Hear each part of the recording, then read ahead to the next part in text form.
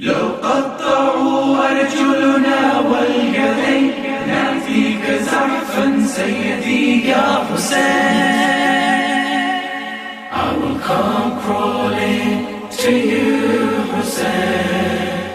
I will come crawling to you, Hussein. They can cut my arms and my legs.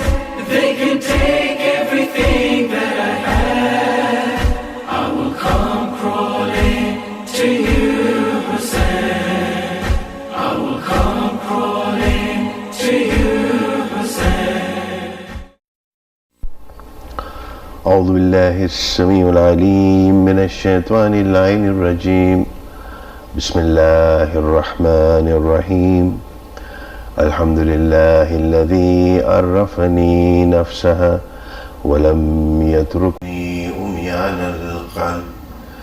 والحمد لله الذي جعلني من أمتي سيد المرسلين خاتم النبيين طه وياسين أحمد محمود أبو القاسم محمد. ومن المحبين عترة الطاهرين لعنة الدائمين من الآن إلى يوم الدين على أعدائهم. أما بعد، قال الله سبحانه وتعالى في كتابه المجيد وفرقانه الحميد وقوله الحق. بسم الله الرحمن الرحيم. وتعاونوا على البر والتقوى ولا تعاونوا على الإثم والعدوان. صلوات.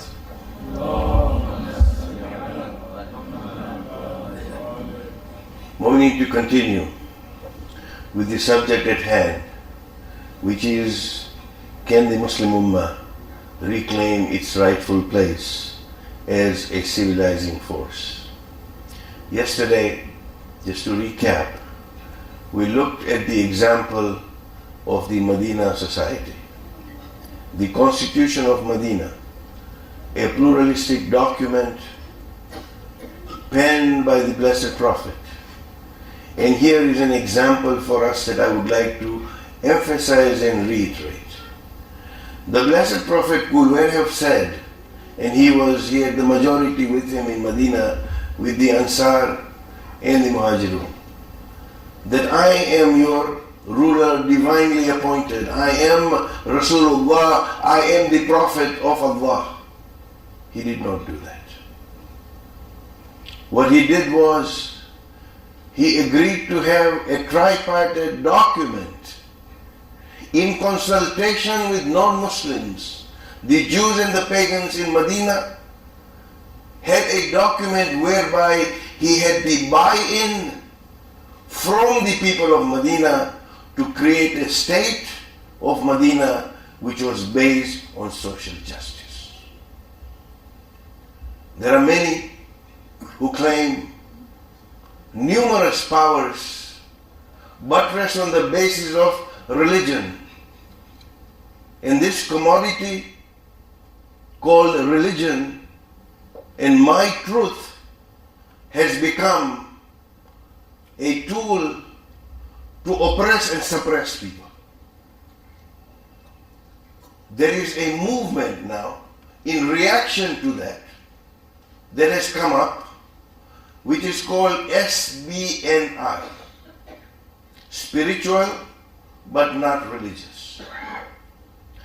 There is a group amongst non-Muslims which has sprung up, looking at the Catholic clergy, looking at organized religion, saying that we would like to have spirituality. We are human beings, we would like to connect with our Maker, but we do not want any part of this box that is being given to us, which says this is your religion. And indeed, if you go to the SBNR site, and if I may repeat this particular anecdote, which is on the SBNR site, where it is said that God and Shaitan went for a walk one evening. And God bends down, picks up something. And Shaitan asks God to say, but what did you pick up? And God says, I picked up the truth. And Shaitan says, give it to me, I will organize it. The Blessed Prophet ﷺ said something so beautifully. Mu'mineen, faith is something that is a connection with the Maker. There is a horizontal path of having a connection with the creation of Allah subhanahu wa ta'ala, which is what we call hukukul ibad. And there is the vertical path which we say, this is hukukullah, the rights of Allah upon us. Our prayers, our fasting, our ibadat are all part of hukukullah. And the other horizontal axis that we have is indeed hukukul ibad, the rights of the creatures of Allah upon us as creatures of Allah. The rights of the makhluk, created. And we are talking about makhluk, we are talking about insects, we are talking about animals, we are talking about human beings. So these are the two, and when you look at that, and when you think about that, as to what is faith, and the Blessed Prophet said so simply, in terms of serving humanity, that an act that is good makes you happy, or an act that is bad makes you unhappy, that is faith. Or else is corollary. And this simple message of inherent spirituality, a human being, an innocent child grows up in an environment, that child is conditioned by the environment that child lives in. And if he has been conditioned to think well of humanity, we just heard the ayat of Surah Al-Hujurat, to say that, do you backbite? Why do you backbite? The concept of husn zan, thinking well of the other human being. And the Aimah have said so many times to say, give the person the benefit of doubt, not once, not twice, 30 times before you actually say something about that person. Even after that, what you do is give him the benefit of doubt. This is faith. This is cordial relation that the Blessed Prophet ﷺ was exercising in Medina. This was the perfect society of Medina. That was the preamble, and that was the message yesterday, to say that there is a level of understanding within a community, within human beings, that we are part of the human race. And you know something? Allah subhanahu wa ta'ala is so merciful. Once he sees a mother cuddling a little infant, and the Prophet asks the companions to say, do you think that this mother will ever throw the child into the fire? And the companions said, Ya Rasulullah, it is impossible.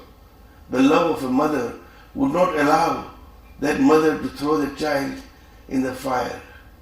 Well, the Blessed Prophet said that there is only 1% of mercy. The 99% of mercy for the human beings has been kept by God Himself. This is the merciful Allah subhanahu wa ta'ala, when we talk about Rahman and Rahim all the time, when we recite Bismillah. This truly is what faith is all about. To say, here is a merciful God. Here is merciful Allah subhanahu wa ta'ala. And if, for instance, I fail unknowingly, if I fail in some duty of hukukullah, maybe, the toothpaste that I talked about yesterday, maybe it went a little lower than it should have. He is Ghafurur Rahim, He's going to forgive us, inshallah. But you know something? When it comes to the human being, the hukukul ibad, if you have usurped even a single iota of somebody's right upon you, it will not be up to Allah to forgive us on the Day of Judgment. It will be for that person to forgive us. How forgiving are we? There's a couplet in Farsi, which translated says, you give somebody 10 almonds,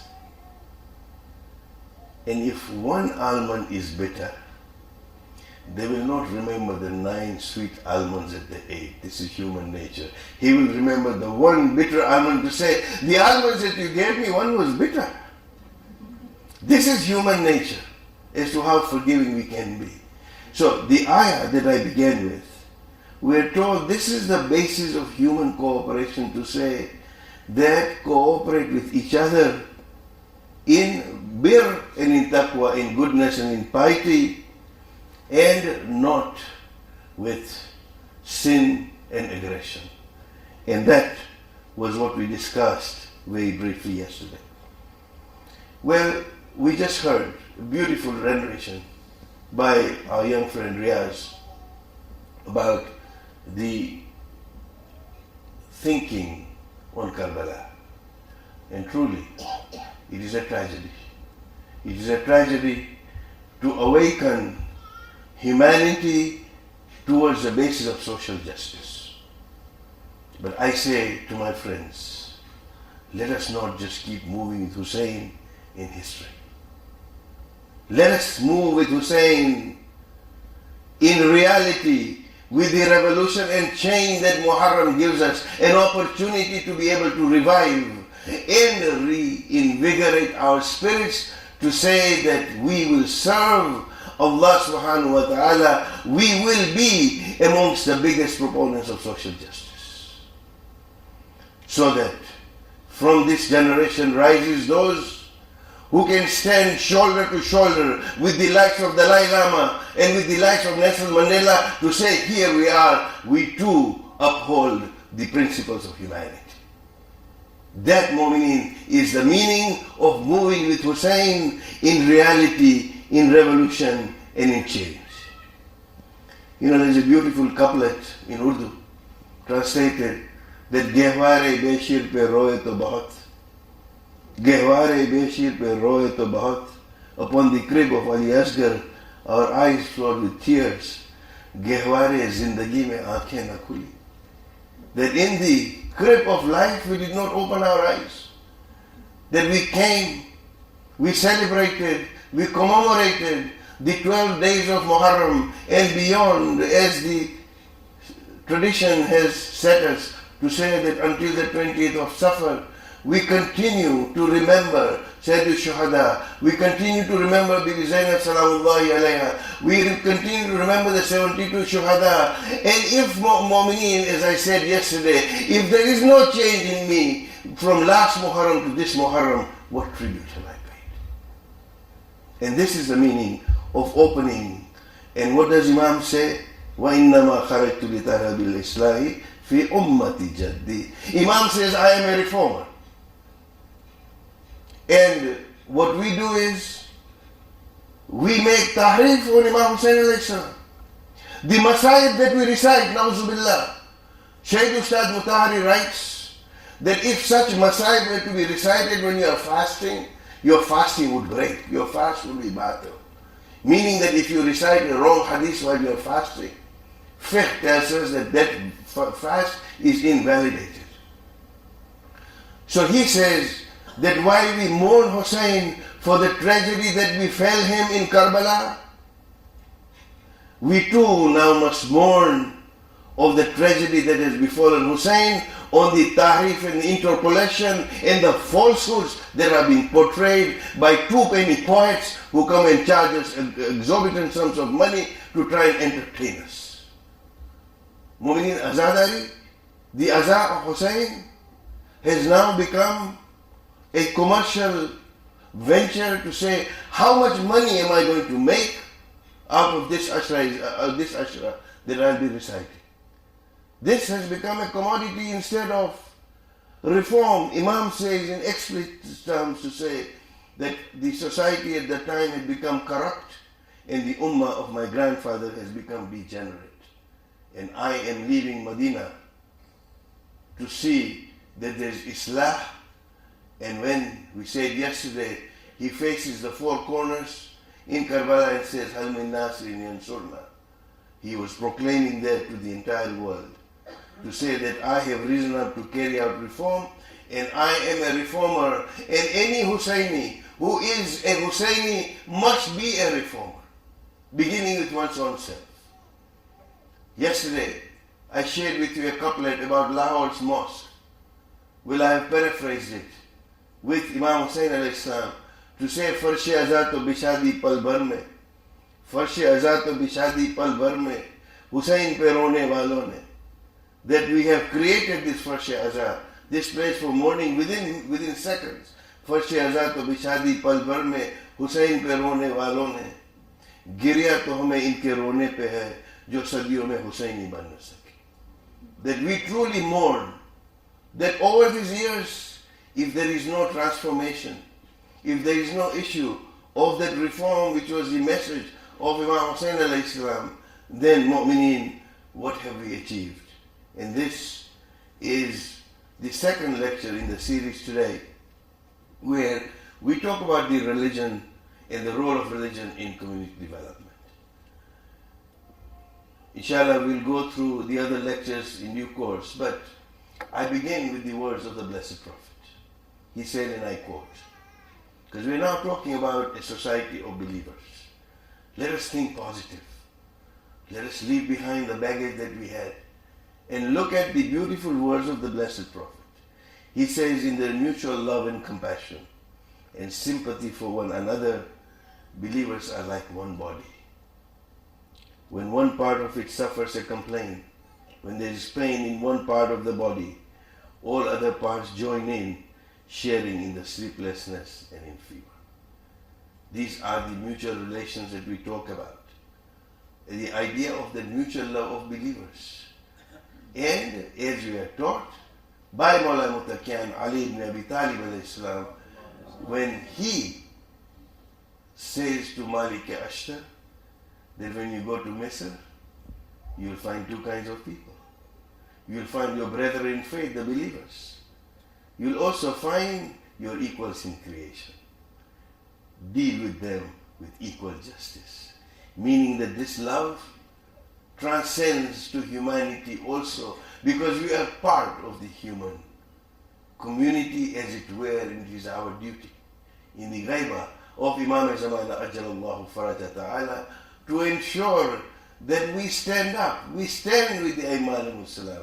We serve the 12th Imam not by mouthing platitudes, not by reciting every Friday the ziyarah, nor by just reciting the du'as, but to say here is the work of Imam, to look after the downtrodden, to look after the oppressed with whatever resources that we may have. And this truly is the basis of our faith. And indeed, it was the fulfillment of the mission of the Blessed Prophet. Here was a divinely inspired reformist and a disciplinarian, yet he showed that kindness and compassion, not only to those who belong to the Islamic fraternity, but also to those outside its fold. When the Christians of Najran come, we all know the event of Mubahala. How many of us know? Today we go around and we say that our mosques cannot be made najis by non-Muslims entering our mosques. This is fiqh. And I am not challenging any faqih. I am only thinking aloud. I am reflecting as a human being. I am not passing a fatwa, lest I be misunderstood. But here was the Blessed Prophet. When the Christians of Najran said that it is now Sunday, they had come on Saturday to debate with him. And when they said it is Sunday, it is a day of our prayers, we'd like to go out of town and we'd like to have our service, the Blessed Prophet says that this is the mosque of God. You can do your service right here. This is the pluralism. This is the tolerance. This is the understanding. And this is how he was able to create in Medina a morally pure, a socially vibrant, a racially and religiously coherent, and an economic prosperous society. History after the Prophet dictates otherwise, because we lost the vision, we lost the goal. Saqifa changed certain things. That's not my subject. But I'm looking at the Medina society, and we need to take inspiration from that society. So, the historic role of the Islamic society or the community is to be the true embodiment of the virtuous, the wholesome, and the noble.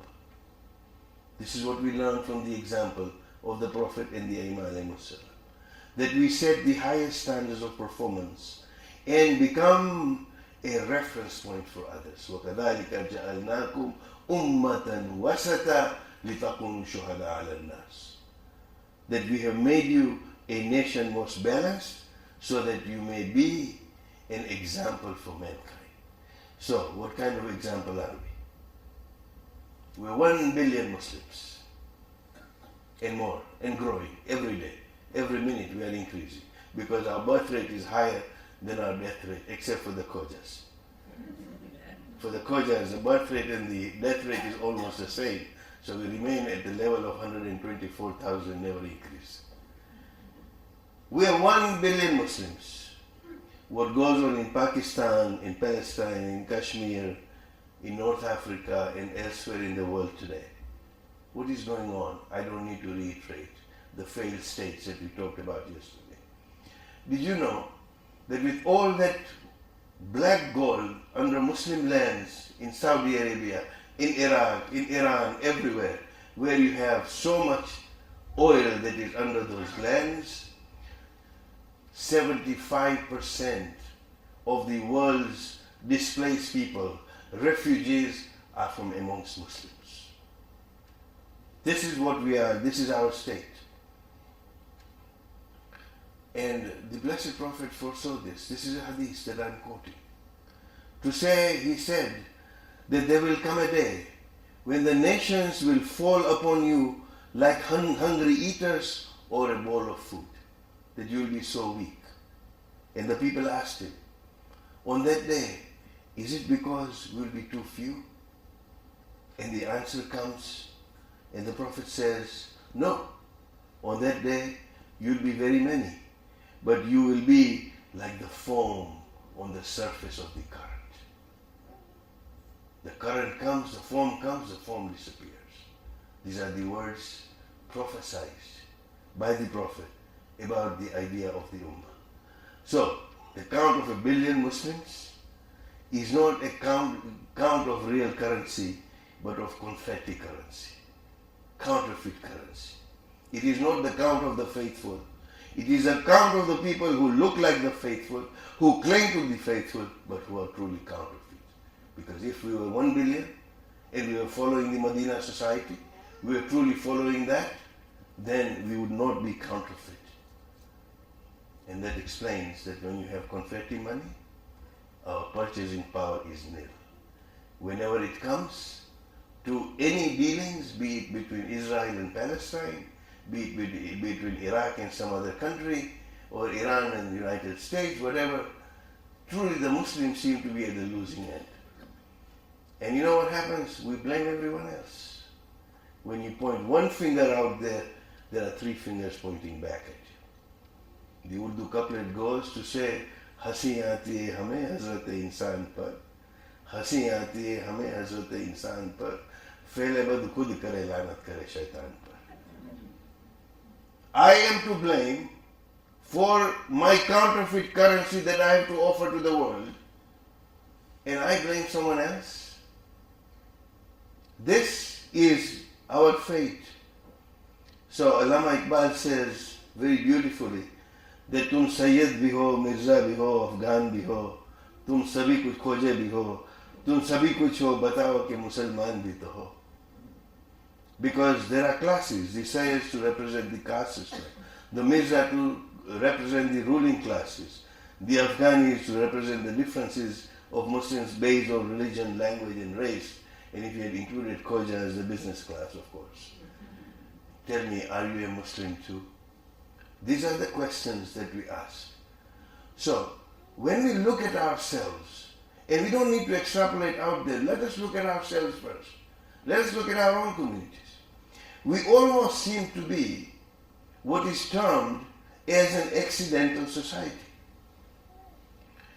We have coexistence because we live in the same geographical location. We have coexistence because we probably go and pray in the same mosque. But there is little cooperation amongst us as communities. In an accidental society, members of the group do not choose each other. They do not choose to have relationships with each other. In fact, an accidental society is one, like people on a plane, they purchase a ticket. They don't make inquiries about who the other passengers are going to be. They don't choose. They have a destination to go to. Their motivation is to get to the manzil, to get to the destination. And they get there. That's an accidental society. The people of that society have no rights upon each other, nor do they necessarily need to know each other. All they want to do is get to at the best we'll do some minor chit chat on the planes. You're sitting to a passenger in the next seat, and that's all you do. And then when you go, pick up your baggage and off you go, never to see that person ever again. That's an accidental society. An example. What we need to look at is an intentional society, an intentional community where there is coexistence and there is cooperation. That members join each other and work together with prior intention. They have a vision, they have a goal. This is what the Muslim Ummah needs to be, not an accidental society, but an intentional society where there is cooperation and realization of a particular object, that there is mutual and reciprocal responsibility. Now please do not misunderstand me. I am not casting aspersions on the organizations that we already have, which try and do the best that they can. I'm talking generally about the state of the Ummah, where we tend to be so focused on our own things and where we sometimes lose the fact. Here you have an intentional society where members of a group select each other.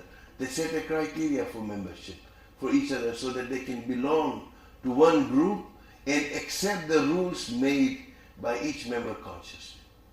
Today when you look at Western institutions that we are part of too, we live here. We are not transient people. We live here. This is our home. When you look at the institutions that are being created, you can see that they have longevity. You can see that there is a basis of moving forward within that. How many institutions do we have within the OIC, the 50 countries of the OIC, where you see lasting institutions? This is a failing that we need to address. A family is a great example of an intentional society, that the husband and the wife choose each other intentionally with a view to lead a common life with common responsibilities. That's a family is an intentional society as compared to an accidental society. And here we talk about individual responsibility within a society. And I'm leading up to something that I would like to try and deliver as succinctly as I possibly can, but I need to build this up. So please bear with me. The individual responsibility within a society is that an individual is responsible for the common welfare and prosperity of the society. I have a responsibility as a member of the society. And not only to the society, but to Allah subhanahu wa ta'ala as well. Shahid Bakr Sar, a great scholar of our time, who was murdered by Saddam Hussein, talks about two kinds of judgment in his book on the understanding of the Quran. And he says that on the day of judgment, there will be two accounts that we will need to give. One is going to be a personal account of what you do, but there is also going to be an account, Sadr says, that it is going to be an account of your interaction in the society that you lived in. Because there is a responsibility to Allah subhanahu wa ta'ala on that. And therefore, it is an individual duty. At the same time, there is a community's responsibilities. That the society is also responsible for the individual's welfare. This is where you have a coherent society that we will learn about in Medina, where the individuals were responsible and so was the society. And so much so that look at the pluralism. In the time of the Khilafah in Kufa of Imam Ali alayhi salam, Imam sees an old Christian man walking and begging. And Imam says, but you were a strong man. You worked hard. What happened to you? He said, well, I did. But now I have no means of support. And I have to beg. I have no choice. Imam says, this man contributed to society when he was young, when he was fit, when he could serve. He must be paid from Baitul Mal. He must be paid so that he does not need to beg. This is the pluralism. This is the way of Aimma alayhimus salam, where you're looking at a non-Muslim person being paid from Baitul Mal. And here, if we at all try and deviate a little bit from the khums money, there is all kind of issues that will raise, and emails will flow like nobody's business to say money has been misappropriated. See what has been done. A non-Muslim has benefited from Imam's money. This is the malaise that comes through when we are so fixated on the issues of, as I said yesterday, fiqh is a framework. It is not a cage. Fiqh is a framework upon which we can build our society. Fiqh is not a cage that we are put inside so that we cannot even move. This indeed has to be so that the duties and the rights correspond harmoniously. And that is the concept of Amr bil Ma'ruf and Nahy anil Munkar. An example is given by the Blessed Prophet to say what is the responsibility of a society. Well, there is a man riding in a boat. He's bought his ticket. He's paid for that. And now the boat is moving. It's in the middle of the ocean. And the man says, this is the space that I bought. It belongs to me. And I start digging a hole in it. The responsibility of the society is to stop him. Because if he does that, everybody is going to sink. There is this balance that needs to be done where society has rights upon a human being and the human being has rights upon a society. Unlike the capitalist society, unlike the forgotten Marxist society, where within the Marxism, society was all supreme. Within the capitalist fashion, the individual is all supreme. Here is Ummate Wasata being taught to us to say that there is a balance between an individual and a society. Both have reciprocal rights, and this is the way forward for us as Muslims. Salawat. So we need to move on. A human being is a social animal. He needs a society. You cannot escape. A man decided to escape and he said, I don't want this society. So what does he do? He wears one loincloth, goes up on the mountain. Well, one loincloth on the mountain after 15 days, you know what the state is of that loincloth. So he goes to the river and tries to wash the loincloth. Well, a mouse comes and carries the loincloth away. He runs after the mouse, grabs the loincloth back, puts it back, goes to the village and says, I need a cat so that this mouse can be controlled. So he brings a cat up with him on the mountain. Well, after 2 days, the cat wants some milk. So he has to go back to the village and bring a cow. And with the cow, he had to bring somebody to look after the cow. And the person who brought the cow had to bring his wife and his children. Pretty soon, the entire village was up with him. You cannot escape society. A human being is a social animal. He has to live in a society. And this is what Allama Iqbal says so beautifully. And he said, Fard Qaim Rabt Millat Sahe Tanha Kuch Hi Nahi. That a human being is indeed connected to the community. Alone he is nothing. Moj darya mein hai, birun darya kuch bhi nahi. The idea of the stream, the power in a stream that is flowing, is where the flow is. If you stand on the bank, not join the society, you will not move. And therefore we need a society. But in order to have a society which is fruitful, in order to have a society which is progressive, we need to understand the development phases of a society. Now this is something that may not normally be said from podiums of this nature. I beg your forgiveness. But this is something that needs to be conveyed, and I crave your attention just for a few minutes, and inshallah we will conclude. There are groups, communities who normally move through 4 stages. There's a stage where people come together. I call it a pseudo-community. And then there is a process of chaos. And then there is a process of emptiness. And then you come back to a real community. I will elaborate on that. A pseudo-community is one where we come together as human beings with a common goal. And we will try to achieve perfect unity within a very short period of time. Maybe it's that kun fayakun to say, well, everybody's together, now we're going to have wonderful unity. In reality, this does not happen. And we are unwilling to acknowledge our failure in trying to do that. So what do? We fake it. We attempt to form this instant community by being extremely pleasant to each other, being very politically correct when we talk to each other, and we try and avoid all disagreements.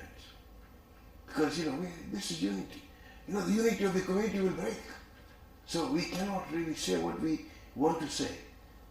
Anything that is perceived as controversial, new, or challenging must be avoided at all costs because it will upset people in the community. We're trying to bring unity. And the appearance of harmony and oneness must be maintained.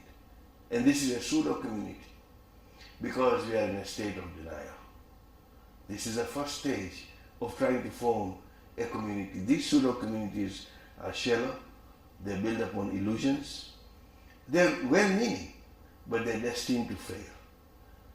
Because what happens is, from uniformity, the pseudo-community, if we do not mature, that uniformity now breeds conformity.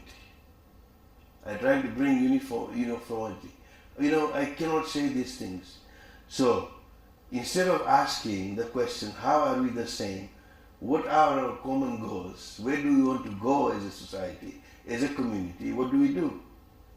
I ask, what do I do to belong here? Be part of this community here. I must be politically correct. Will I rock the boat if I say something in a community? What do I have to do so I can remain part of this group without being excommunicated or excluded? This is a pseudo-community where discussion is shunned. Open thinking, reflection is suppressed to say, no, you should not say that about XYZ. You should not actually even discuss the issue of marjai at all because these maraji are sacrosanct. You can't touch them. This stifling of thought is a pseudo-community. There needs to be a maturity where we are able to understand that to grow, we must move from the stage of these pleasantries. And we will realize that while we all live under the same sky, we have different horizons. We are human beings. Allah subhanahu wa ta'ala has given us the intellect, quwwah aqaliyah, quwwah wahamiyah, to think and to be creative. We have a right to think. We have a right to doubt. Because doubt is a form, that's from doubt you will go to certainty. You're not born with certainty. We have a right. We have a God-given right to think and reflect.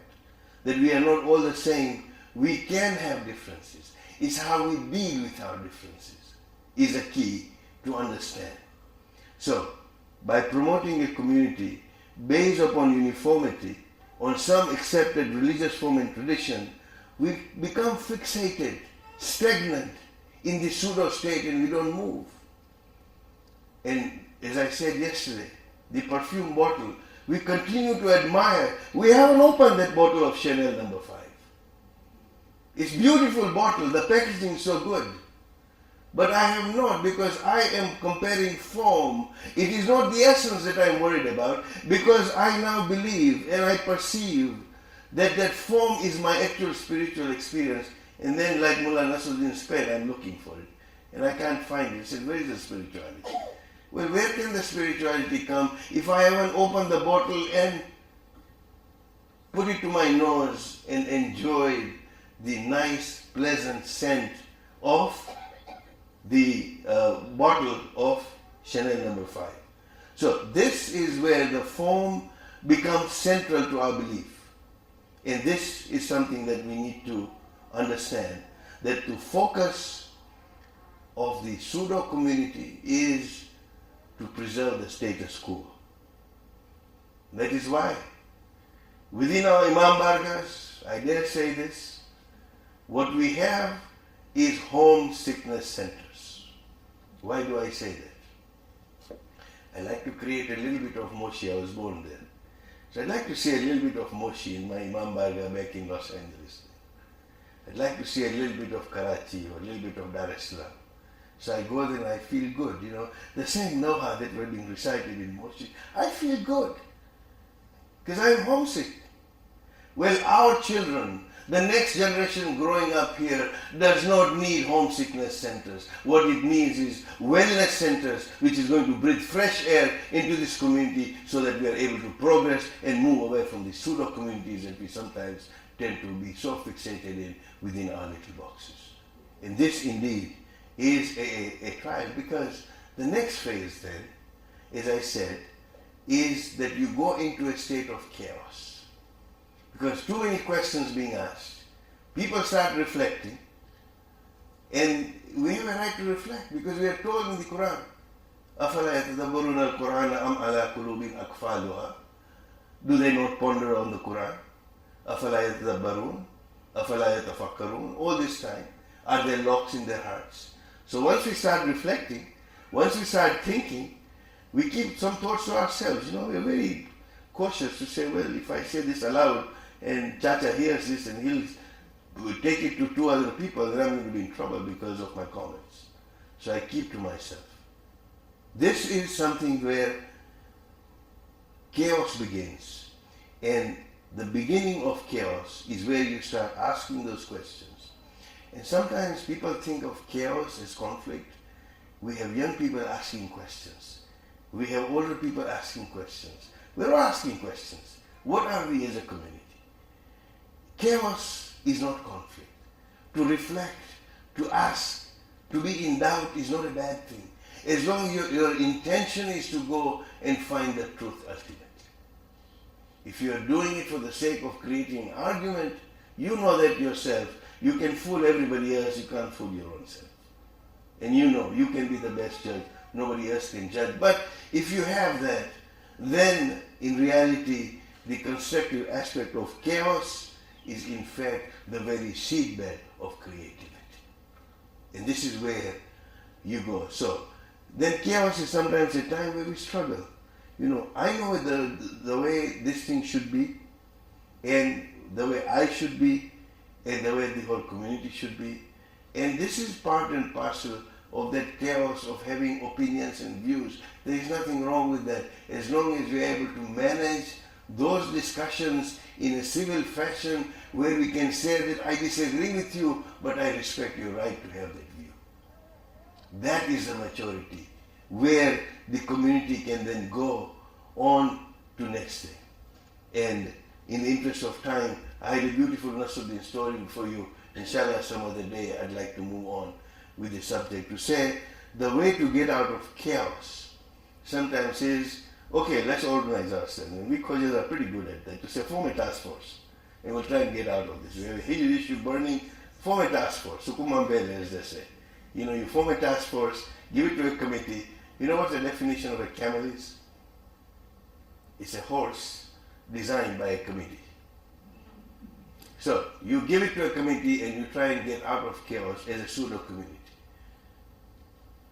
Organizing such things without understanding only delays the chaos temporarily.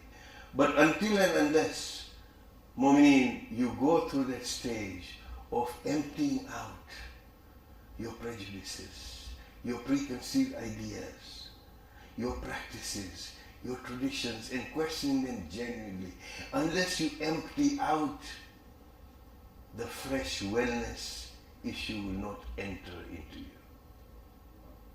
And that has to happen from a pseudo community to chaos, which is needed, and then moving on to that emptying, saying, let me empty out.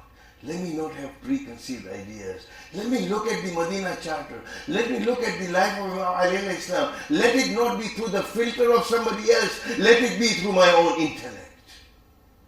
So that I can understand what Mawlana Mutaqiyyan, Ali ibn Abi Talib alayhi Islam meant when he talked about the concept of justice, for example. He's in front of the second caliph, and a plaintiff has accused Imam Ali of something, and the plaintiff is called and says, Fulah bin Fulah, come and sit here. It was a tradition that the plaintiff and the defendant would both sit next to each other. And then he says, oh, Abul Hassan, please come and grace us, please. The second caliph says. And Imam's brow, there was a frown on his face. And he says, is it that you don't like to sit next to the plaintiff? We can organize a special place for you. And he says, you don't understand, do you? That by calling him with his name, Fulah bin Fulah, and by calling me with my kunya, oh Abul Hassan, please come, you have already shown favor to me, you are not fit to be a judge. This is the acute sense of justice within a human being that Imam al-Islam teaches. We don't need any filters. We don't need anybody to come and tell us about this justice. If we truly imbibe that. So the idea is that emptiness of preconceived notions and prejudices. But for that to happen, the self must die. It is the opposite of Khudi ko Karbala Ditna. It is the opposite. Here the self must die. The goal is to become a community of believers united in the spirit of pure Tawheed, which needs to be understood. And so for us to move forward. Otherwise to say, well, it's my way, this is the way I think and I'm not emptied out, is a philosophy of failure. So for the community to live, the self, the ego must die. And then the community stage where we must be unafraid to examine our beliefs and practices. Our forefathers practiced. Well, you know what our forefathers really practiced 4 or 5 generations ago? They believed that Imam Ali al-Islam was a 10th incarnation of Lord Vishnu. This is what our forefathers believed. For better or for worse. This is history of our community. So, we question, we move through. The idea is to examine our beliefs and practices. And if necessary, if we feel that we need to make a change, then we must embrace that change. Because we're told in Surah Al-Ra'd, Allah does not change the condition of a people unless they make that change within themselves. This is what we are. So by emptying ourselves of those expectations, we create the space for true listening, for healing, and for the connection. Inshallah, we will continue with this concept of the community and as to how we learn.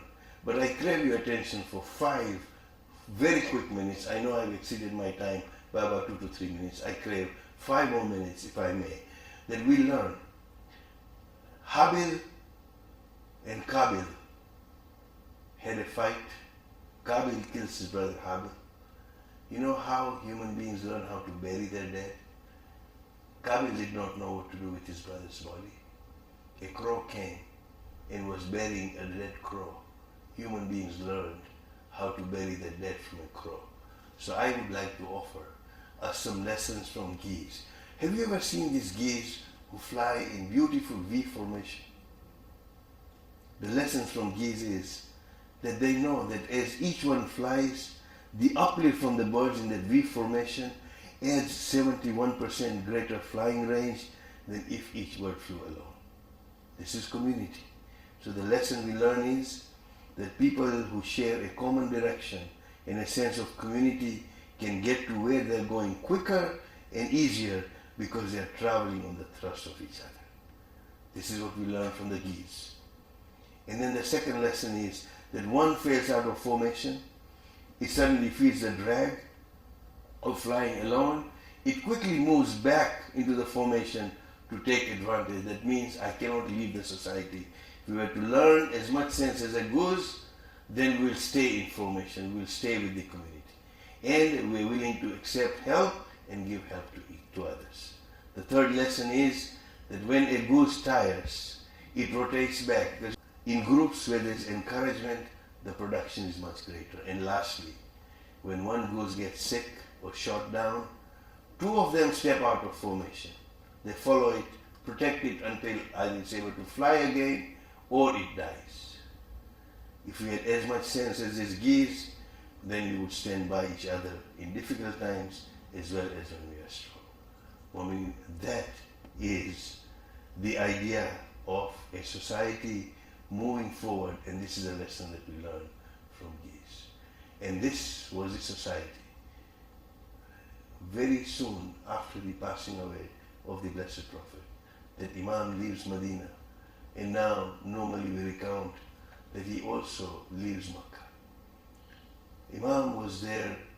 Can you imagine the pain and the hurt that Imam Hussein had when he had to turn his Hajj into Umrah and decide so as not to desecrate the holy places, because he knew what Yazid and his troops were up to. I mean, this is a journey that we are recounting.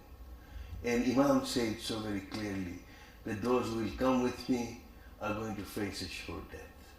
The people who joined him were those people who were committed to follow him in his revolution. Those were the Ansars, those were the companions of Imam Hussein alayhi salam.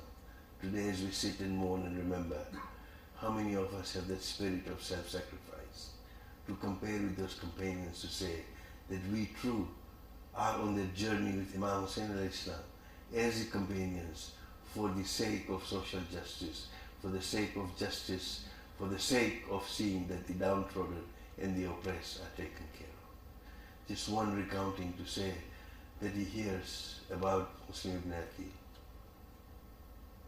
And when the caravan stops Mu'mineen, this is where when the news comes, he calls the daughter. He calls the daughter, and the daughter says, "Why, uncle, are you looking at me as if I'm an orphan?" And Imam says, "From today, consider me as your father." What could he say? This began the martyrdom of Karbala. Inna lillahi wa inna ilayhi raji'un. Every day it cuts me inside. I'm so very far from your side. I would give away these eyes just to catch a glimpse of your shrine. If I have to cross the seas and every desert in between, I will come crawling to you, Hussein. I will come crawling to you, Hussein.